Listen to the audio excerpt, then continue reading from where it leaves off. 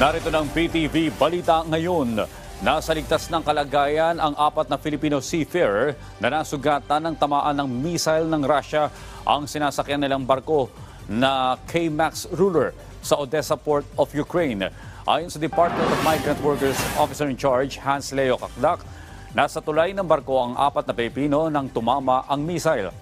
Kasama sa 4 na Pilipino ang kapitan ng barko, isang able seaman, isang deck cadet at electrician. Bukod sa mga Pinoy, sugatan din ang isang empleyado ng Pantalan at isa ang nasawi. Inatasan na ng DMW ang may-ari ng barko at manning agency na tulungan ang mga Pilipino. Sa iba pang balita, pinababawi ng Senado ang inaprobahang 2024 budget ng Philippine Statistics Authority dahil sa umano'y pagkakaroon ng authentic birth certificates ng mga dayuhan na naging dahilan para makakuha sila ng Philippine passport.